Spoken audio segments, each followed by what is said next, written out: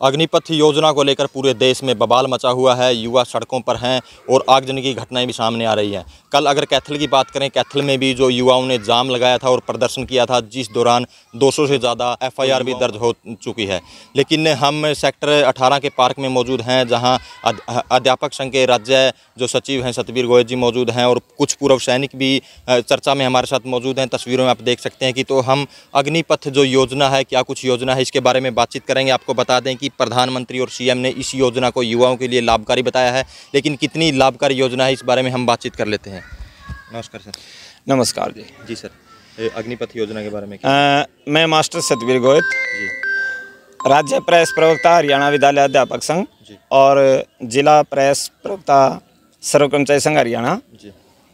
सबसे पहले तो मैं आपके माध्यम से हरियाणा विद्यालय अध्यापक संघ और सर्व कर्मचारी संघ हरियाणा की तरफ से उन नौजवानों से अपील करना चाहेंगे कि क्योंकि ये जो जिस तरह की योजना युवाओं के लिए आई है, वास्तव में नौजवानों का गुस्सा होना जायज़ है, लेकिन उस गुस्से को वो इस रूप में भी ना उतारें कि ये आंदोलन ही उनका बेकार हो जाए। कहने का मतलब है कोई आगजनी ना करें, कोई तोड़फोड़ ना करें, शांतिपूर्वक तरीके से अपने हकों के लिए आंदोलन चलाना, लोकतंत्र की मर्यादा में रह के आंदोलन चलाना चाहिए। तो यही युवाओं से हम अपील करेंगे। बाकी युवा, किसान, मजदूर, कर्मचारी, अध्यापक सभी युवाओं के साथ हैं। मैं अध्यापक संघ की तरफ से और कर्मचारियों की तरफ से इस अग्निवीर जो अग्निपथ योजना लेके आई है सरकार, इसका मैं विरोध करता हूं और अग्निवीरों के आंदोलन के साथ हैं हम। तो अब बात आती है कि अग्निवीर है क्या। पहली बात तो मैं ये कहना चाहता हूं कि बात सिर्फ अग्निवीर की नहीं। एक समय था जब अटल बिहारी वाजपेयी के समय में सभी कर्मचारियों के ऊपर NPS योजना लागू की गई थी, यानी कंट्रीब्यूटरी पेंशन सिस्टम लागू किया गया था। उस समय भी सिर्फ सेना को छोड़ा गया था, कहीं ऐसा ना हो सिर्फ इसलिए कि सेना के मनोबल के ऊपर कोई आंच ना आए, इसलिए सेना के अंदर पेंशन रहेगी। बाकी कर्मचारियों से, चाहे वो अर्धसैनिक बल थे, उन सब से पेंशन हटा दी गई थी। और जिस तरह का ये एकाएक फैसला आया है, वास्तव में ये बहुत चिंता का विषय है। सेना जैसे महकमे के अंदर सिर्फ 4 साल के लिए, और सरकार ये कह रही है या सरकार के प्रवक्ता इस तरह से इसको प्रोजेक्ट कर रहे हैं जैसे हर +2 हर 10वीं वाले बच्चे को सैनिक बना देंगे, जैसे हर बच्चे के लिए कंपलसरी कर देंगे, जबकि घोषणा होती है 40,000 की। 50-60 हज़ार तो मतलब सेना के अंदर भर्तियां हर साल वैसे ही होती हैं। 70,000 सैनिक तो हर साल वैसे रिटायर हो जाते हैं, तो उनकी वो करने के लिए। और यहाँ तो वैसे भी 2-3 सालों से 2019 से प्रोसेस चली हुई थी एक एयरफोर्स की। उसमें बच्चों ने अपने टेस्ट क्लियर किए हैं, मेडिकल क्लियर किए हैं, फिजिकल क्लियर किए हैं, मेरिट उनकी बन चुकी। और जब उनको ज्वाइनिंग उनकी नहीं हुई तो उन्होंने रोज़ स्वरूप फरवरी के अंदर जंतर मंतर पर मार्च किया। लेकिन जो अपने प्रधानमंत्री हैं वो इस योजना को हितकारी बता रहे हैं कि बदलाव ज़रूरी है। मतलब बदलाव किस बात का बदलाव? ये कोई 4 साल की सेना होती है क्या? 4 साल के बाद 100% को हटा दिया जाएगा, दोबारा से फिर अप्लाई करवाएंगे, उनमें से 25% को आगे लेंगे। एक क्रोनोलॉजी को समझो आप, देश के अंदर चल क्या रहा है। चाहे दूसरे विभाग कोई भी हो, भारतीय पेट्रोलियम कंपनी है, चाहे BEL, SAIL, shipping corporation of India, यहाँ तक के 41 ऑर्डिनेंस फैक्ट्रियाँ जिनमें सेना के लिए गोला बारूद बनता है, रेल, हवाई जहाज, रेलवे स्टेशन, बंदरगाह, सब कुछ तो बेच दिया। अब इस क्रोनोलॉजी को आप समझो कि सरकारी पैसे से संस्थान खड़े करो और अपने मित्रों को कौड़ियों के भाव बेच दो। अब इतना साम्राज्य जब मित्रों का फैल गया तो उनको उसकी सिक्योरिटी के लिए गार्ड भी चाहिए। अब सिक्योरिटी गार्ड की ट्रेनिंग के लिए मित्रों के पैसे खर्च ना हो जाएं, इसलिए हम तो ये मानते हैं कि ये मित्रों की सेना तैयार करने के लिए सेना के अंदर अग्निवीरों की भर्ती 4 साल के लिए की गई है। और ये इनके बयानों से बात आ भी गई। कोई कहता है बीजेपी के कार्यालय में गार्ड बना देंगे, मतलब कारपोरेट वाले महिंद्रा कहते हैं मैं इनका स्वागत करूंगा। वो महिंद्रा आज कहाँ जा रहे हैं? जर्नल री एम्प्लॉयमेंट का जो ऑफिस है मिलिट्री के अंदर, उसकी रिपोर्ट है कि 2% सैनिकों को, भूतपूर्व सैनिकों को री एम्प्लॉयमेंट मिला है। वो महिंद्रा या कारपोरेट सेक्टर आज क्यों नहीं मतलब बाएं फैला रहे? इन नौजवानों के लिए ही कैसे वो आगे आ रहे हैं?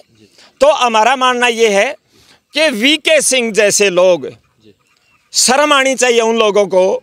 बेशक आज मंत्री बने बैठे हैं, अपनी 6 महीने की सर्विस के लिए कोर्ट जाते हैं 35 साल सर्विस करने के बाद, और आज कहते हैं ये मतलब योजना बहुत बढ़िया है, और कहते हैं किसने कहा है तुम इसमें आओ, जिसका जी करेगा वो आएंगे। मतलब ये घमंड एक मंत्री के लिए किसी भी कीमत पर अच्छा नहीं है। और एक है इनके केंद्रीय मंत्री हैं रेड्डी केशव रेड्डी, वो कहते हैं हम इनको कौशल रोजगार देंगे। क्या देंगे? नाई यानी बाल काटने की ट्रेनिंग देंगे, कपड़े धोने की ट्रेनिंग देंगे, उनको इलेक्ट्रीशियन का काम सिखाएंगे, प्लम्बर का काम सिखाएंगे। क्या अग्निवीर 4 साल के बाद इसी लायक रह गया? और दूसरी बात यह है, सेना कोई रोजगार का साधन नहीं है, ये जज्बा है। उस जज्बे को बनाए रखने के लिए कम से कम सैनिक को इतनी तो गारंटी होनी चाहिए कि कल को उसके साथ कोई अनहोनी हो जाती है, उसकी पेंशन नहीं, उसको मेडिकल फैसिलिटी नहीं, उसको मतलब कैंटीन की फैसिलिटी नहीं, उसके बच्चों का क्या होगा? अगर एक सैनिक असंतुष्ट रहेगा तो वो देश की सेवा यानी देश के साथ न्याय नहीं कर सकता। जिस तरह से हम कहते हैं एक असंतुष्ट अध्यापक बच्चों के साथ न्याय नहीं कर सकता, इसी तरह से असंतुष्ट सैनिक बच्चों के साथ न्याय नहीं कर सकता। जिसको ये रहेगा 4 साल के बाद दोबारा से इतने उस मंडी में जाना है जिसमें से निकल के आया था रोजगार की मंडी में। और जो मुख्यमंत्री हमारे मनोहर लाल और जिस तरह से निकल के आए कि हम रोजगार देंगे, रोजगारों का तो हाल ये है कि हरियाणा के अंदर रोजगार परमानेंट रोजगार बंद करके कौशल रोजगार निगम के माध्यम से एक रोजगार की पॉलिसी ही बना दी, जिसमें कॉन्ट्रैक्ट की भर्तियां होंगी 1-1 साल के लिए। ना उनमें पेंशन है, ना उनमें ग्रेड है, ना वो कोर्ट में जा सकते, समान काम समान वेतन वहाँ नहीं। ये पहले कच्चे रोजगार देने लाग रहे हैं, इनको ये क्या पक्का रोजगार देंगे? तो आप विरोध करते हो इस चीज़ का? हम पूरी तरह से विरोध करते हैं। और दूसरी बात ये भी बात बीच बीच में आ रही है कि पेंशन का बोझ ज़्यादा है।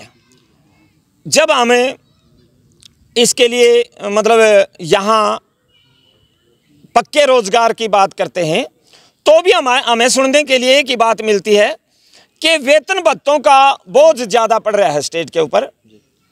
भाई वो वेतन भत्तों का बोझ कर्मचारियों को देने के लिए तो वेतन भत्तों का बोझ है, लेकिन नीरव मोदी मतलब मेहुल चोकसी 24,000 करोड़ 20,000 करोड़ तो ये ले गए, माल्या 10,000 करोड़। तो और पिछले साल ही यानी 2021 में स्विस बैंक के अंदर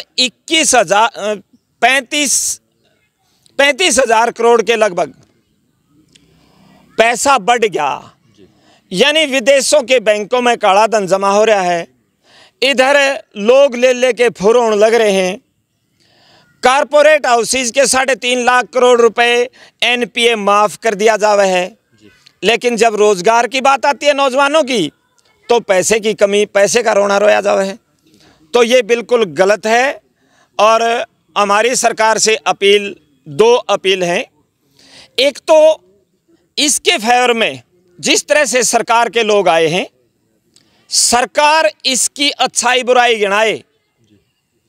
हमारे सैनिक प्रतिनिधियों को यहाँ मतलब प्रेस कॉन्फ्रेंस के अंदर ना लिया जाए, क्योंकि देश के लोगों का सम्मान आज भी आस्था है सेना के अंदर, उन प्रतिनिधियों के अंदर भी आस्था है जो इसके काउंटर में लाए जाते हैं। तो सरकार या सरकार के प्रतिनिधि खुद आए इसके काउंटर में, बजाय सेना के अफसरों को बिठाने के। दूसरा हमारा कहना ये है कि सरकार इसे वापस ले, ये हमारी अपील है। अब से पहले मतलब 72 जवानों ने सुसाइड कर लिया, और ये संख्या आगे और ना बढ़े, क्योंकि उनके सपने पूरी तरह से धराशायी हुए हैं इस योजना से। हमारी सरकार से अपील है कि इसको समय रहते वापस लिया जाए। आप बताइए जी, नाम आपका? सर, मेरा नाम है कैप्टन कृष्णपाल रिटायर्ड जी।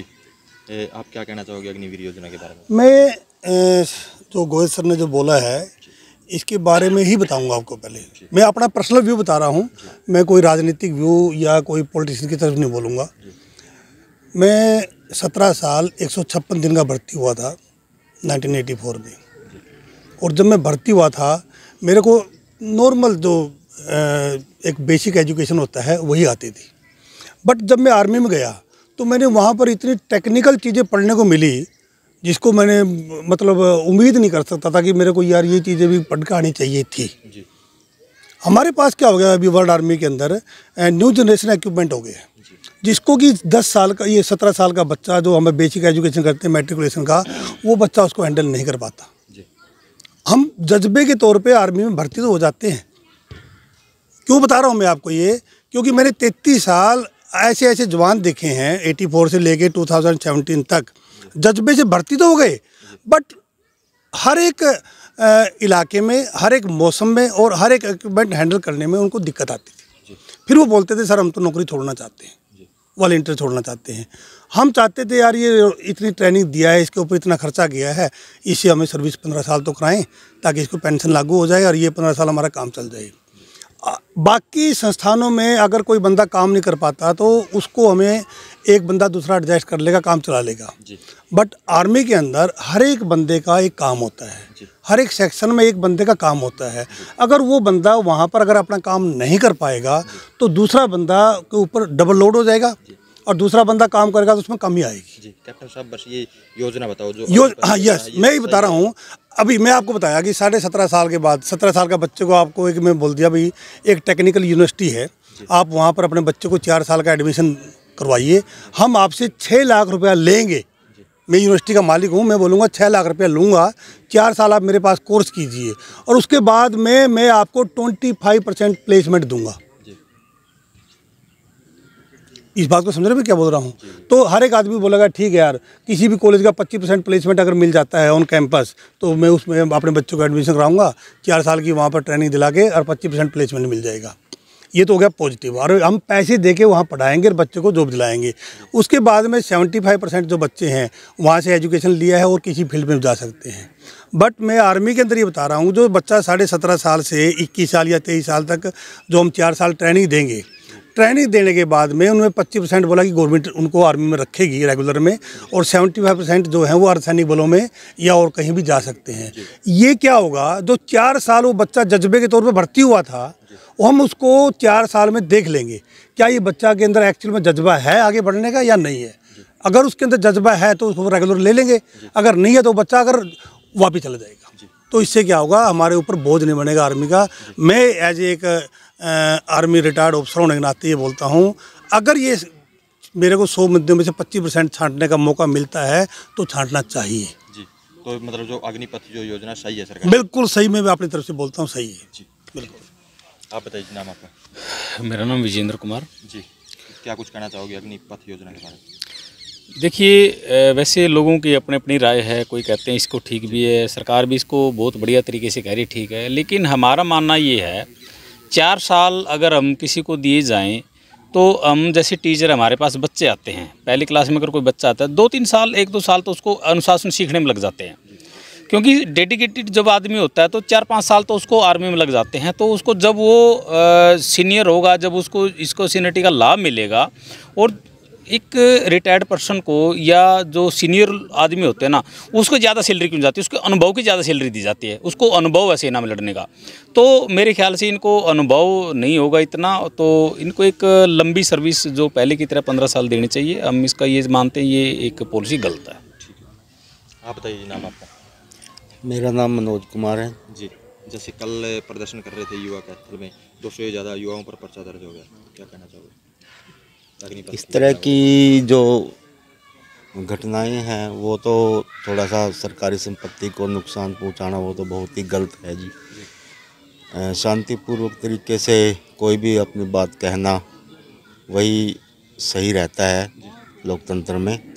और जहां तक इस योजना की बात है, अभी इसमें नई नई बातें निकल कर सामने आ रही हैं, तो अभी आधा अधूरा ज्ञान के साथ कुछ भी कहना मुश्किल है। तो जब इसके बारे में कुछ क्लियर हो जाएगा तभी हम कुछ बता पाएंगे सर। हाँ जी। तो और एक और हमारे पास जो रिटायर्ड कैप्टन वो मौजूद हैं, उनसे भी बातचीत करेंगे। जी, नाम सर आपका? सूबेदार मेजर बलवंत सिंह जी। अग्निपथ योजना सही है या गलत है? ये सरकार ने जो योजना की है, इससे तो देश की सिक्योरिटी पर और मतलब बहुत कुछ इफेक्ट डालने वाली है। हम निचले लेवल से उठे हैं, तो it will affect discipline, loyalty, devotion to duty, respect, selfless service, honour, integrity, war efficiency. Most problem will be created by Agniveers with junior leader. Junior leader क्या होता है? एक सेक्शन कमांडर है, सेक्शन में 8 जवान होते हैं, तो वो उनको हैंडल करने में उसकी बात ही नहीं मानेंगे। उसके पास ये जो ऊपर वाली चीज़ें मैंने बताई ये है ही नहीं। तो उसके बाद जूनियर लीडर जो निचले लेवल का, फिर आता है मतलब एक नायक होता है, फिर हौलदार होता है, फिर जूनियर कमीशन्ड अफसर, फिर अफसर। तो अफसर को तो कोई प्रॉब्लम आ नहीं सकती।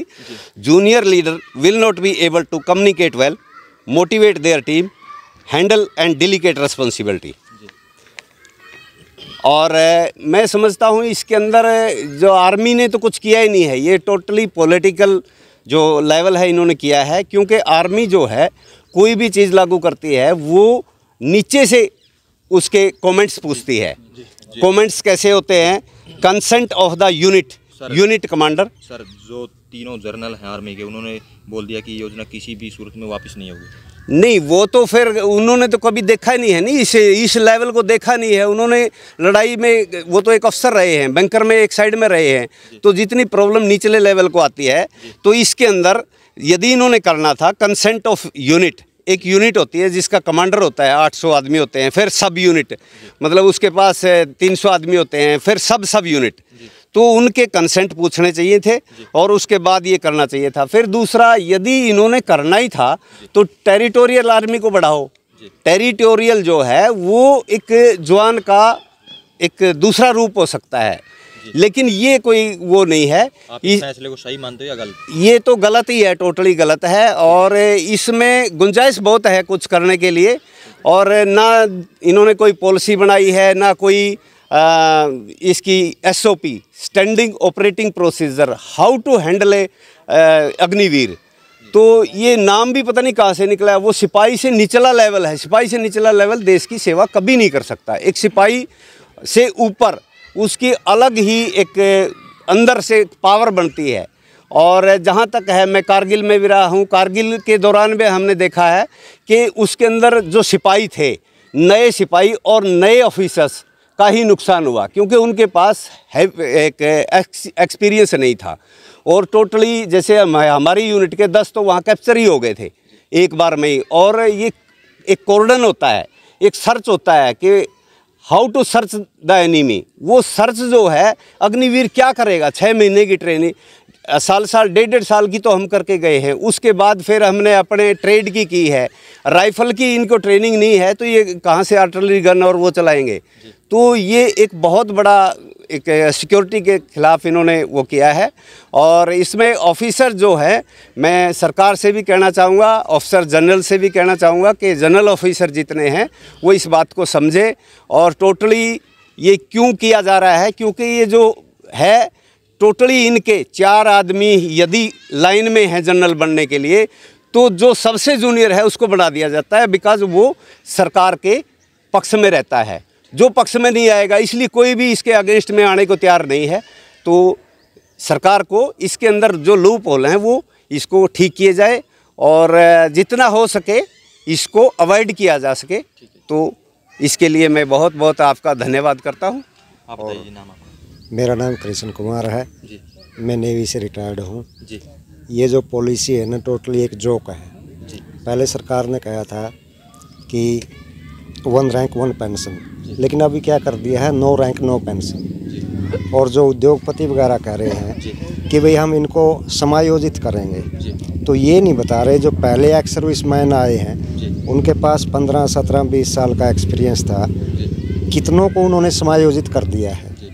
बाकी रही बात 4 साल वाली, तो ब्यूरोक्रेसी को आप 4 साल का कर दीजिए। और बाकी रही बात पॉलिटिकल वाली, पॉलिटिकल जो लोग हैं 5 साल में पेंशन लेते हैं, तो इनकी भी 5 साल की सर्विस करके 5 साल में पेंशन कर दीजिए 50-50 हज़ार रुपये। नहीं, जो 25% है सरकार ने बोला है, जो इसके काबिल होंगे उनको लेंगे। ये बिल्कुल गलत है, जी इसमें भ्रष्टाचार मचेगा। कौन लोग काबिल होंगे, पैसे देंगे वो उनको रख लेंगे।